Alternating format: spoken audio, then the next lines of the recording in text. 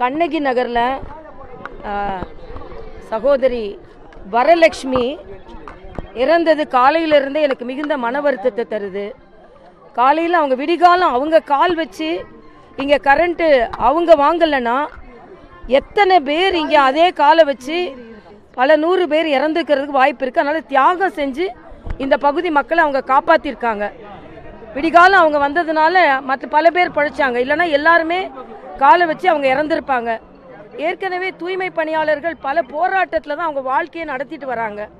அவங்களுக்கு பாதுகாப்பு கொடுக்க வேண்டியது அரசாங்கத்துக்கு கடமை. நானே பல நேரங்களில் அவங்களுக்கு பூட்ஸ் கொடுக்கணும், க்ளவுஸ் கொடுக்கணும், ஃபேஸ் மாஸ்க் கொடுக்கணும்னு நிறைய வாட்டி கோரிக்கை வச்சுருக்கேன். இந்த தொகுதியில் போட்டி போடும்போது கூட அந்த கோரிக்கை வச்சுருக்கேன். புது முதலமைச்சர் இங்கே வர்றாருன்னா இவ்வளவு தண்ணி இருந்தால் பூட்ஸ் இல்லாமல் வருவாரா? முட்டி வரைக்கும் பூட்ஸ் போட்டுக்குவாங்க. ஆனால் அதே நேரத்தில் இந்த தூய்மை பணியாளர்களுக்கு இன்னைக்கு நான் முதலமைச்சர்கிட்டையும் கேட்டுக்கிறேன், மாநகராட்சிக்கிட்டையும் கேட்டுக்கிறேன், தூய்மை பணியாளர்களுக்கு பூட்ஸ் கொடுங்க, முட்டி வரைக்கும் உள்ள பூட்ஸ் கொடுங்க, கையில் க்ளவுஸ் கொடுங்க, மாஸ்க் கொடுங்க. அதனால தயவு செய்து அவங்கள 2ஆம் தரம் குடிமக்களாக நடத்தாதீங்க. இன்னைக்கு இந்த குழந்தைங்க பேர் என்னப்பா? யுவஸ்ரீ மனிஷை யார் காப்பாற்றுவா? ரொம்ப வருத்தமாக இருக்குது எனக்கு. அதனால் இந்த குழந்தைங்களை காப்பாற்றுறதுக்காக அரசாங்கம் முழுமையான தனது உதவியை செய்யணும். சும்மா வாய் வார்த்தையில் இவ்வளோ லட்சம் கொடுத்துட்டேன், அதனால் அந்த குழந்தைங்களை மிக மிக நல்ல படிக்கிற இடத்துல, உயர் படிக்கிற இடத்துல அவங்கள படிக்க வைக்கணுன்றது அரசாங்கத்தோட நான் கேட்டுக்கிறேன். அதே மாதிரி ஐயா அவங்க பேர் என்னமா?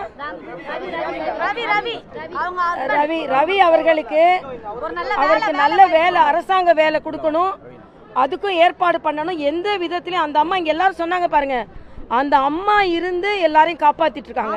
குழந்தை மாதிரி இருக்கு அந்த முகம், வரலட்சுமி மாதிரியே இருக்காங்க. அதனால எனக்கு ரொம்ப வருத்தமா இருக்கு. முதலமைச்சர் இல்ல தனி கவனம் செலுத்துன்னு கேட்டுக்கிறேன். மறுபடியும் நாங்க சொல்றோம், இதே டென்ஷன்ல நான் போட்டி போடும்போது சொன்னேன், வெள்ளத்துல மக்கள் தத்தளிச்சிட்டு இருக்காங்க, ஓட்டு வாங்குனீங்கல்ல, எங்க போறீங்க நீங்க? அது மட்டும் இல்ல, 5161 கோடி ரூபாய் இங்க ஸ்டாம் வாட்டர் டிரைனேஜுக்கு, மழை நீர் வடிகாலுக்கு கொடுக்கப்பட்டது. 2161 ரூபாய் தான் செலவு பண்ணியிருக்காங்க, மிச்சம் செலவு பண்ணல. மழை நீர் கால்வாய்க்கு ஒதுக்கப்பட்ட நிதி ஒதுக்கி கொண்டார்கள் என்பதுதான் எனது கவலை. அதனால எவ்வளவு பேர் உயிரை காவு வாங்க போறீங்கன்னு எனக்கு தெரியல.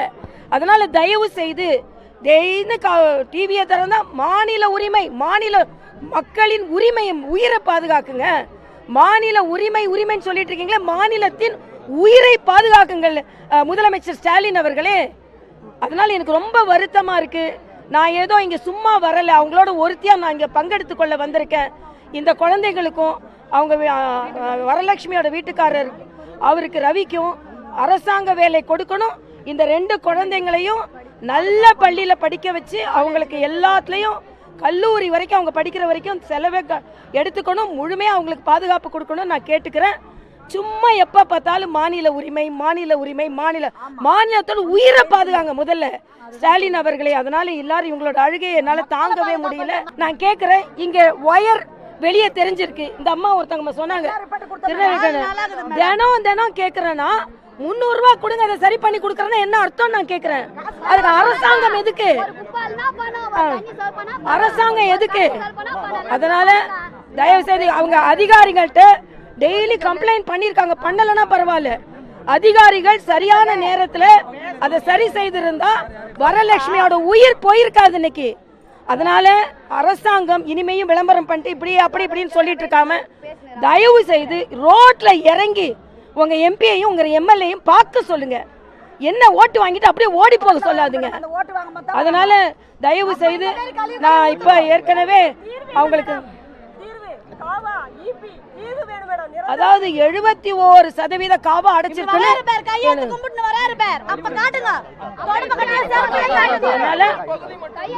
எல்லா பகுதியும் எல்லா இடமே அப்படிதான் இருக்கு.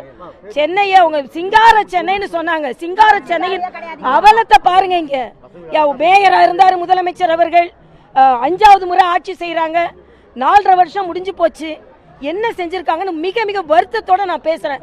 உடனே நினைக்கிறேன் ஐயா, ஆமா நான் அதுக்காக தான் இங்க வந்தேன். அதுக்காக தான் நான் நீங்க எம்பி ஆயிருந்தா நான் செஞ்சிருப்பேன். குழந்தையோட வாழ்க்கைக்கு எல்லாம் செய்யுங்க மேடம். பைசா என்ன மேடம் பைசா நம்ம பார்த்து நல்லா இருக்குது. சாவற வரைக்கும் 2 பிள்ளைங்களுக்கு கவர்மெண்ட் எதனா செஞ்சு தான் ஆவணும். அவங்க காலேஜ் போற வரைக்கும் அவங்க கல்யாணம் பண்ணி முடிக்கிற வரைக்கும் எல்லாம் நீங்க தான்